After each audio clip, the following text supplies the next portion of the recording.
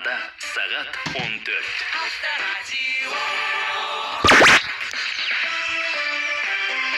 Авторадио Қазақстанның ақпарат қызметі. Армысыздар, Авторадио Қазақстанда жаңалықтар, микрофон алдында Мақсат Раджола.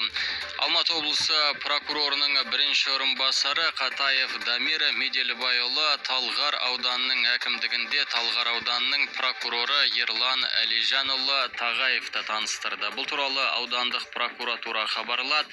Прокуратура мәліметінше Ерлан Әлижанұлы Тағаев прокурорлық қызметін Алматы облысының прокуратурасында бастап, кейін Қарағанды және Шығыс Қазақстан облыстарында жалғастырған.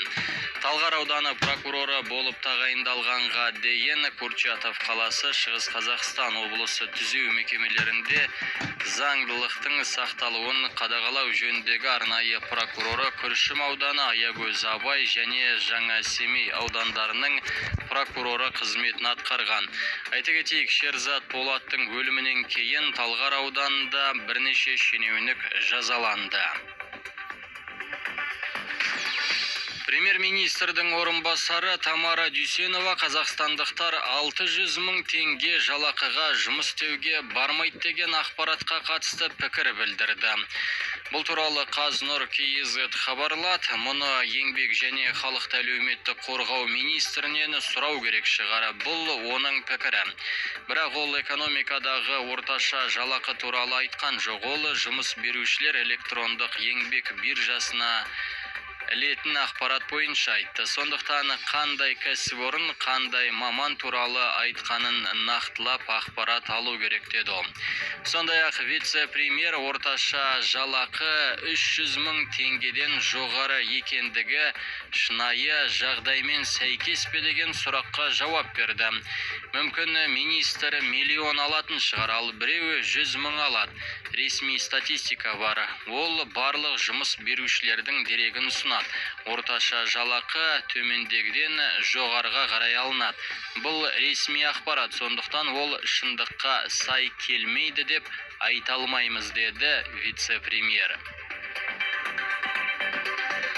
Тасқыннан кейін Ұлытаудағы шенеуніктің үстінен қылмыстық іс қозғалды. Облыстың табиғи ресурстары басқармасы басшысы іс жүзінде жасалмаған жұмыстардың актілеріне қол қойған деген күдікке ілінді. Әңгіме Жезді өзенін қалпына келтіру жобасы туралы болып отыр. Бұл туралы Қаржы мониторингі агенттігі хабарлады. Су тасқыны кезінде Ұлытау облысы Жезді кентіндегі 24 жеке үйден 108 адам, оның ішінде 56 бала эвакуацияланды. Жаңалықтарымыздың келесі топтамасы 1 сағаттан кейін. Мақсат Раджола, Авторадио Қазақстанның ақпарат қызметі. Ауа райы болжамы.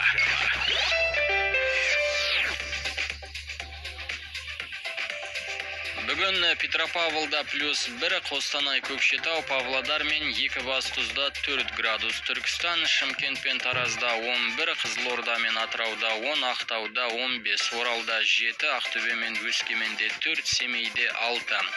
Қарағанды мен Теміртауда 3, Жезқазған мен Балқашта 5, Талдықорғанда 8, Астанада +5, Алматыда 10 градус. Авторадио. Тек алға қозғалыс.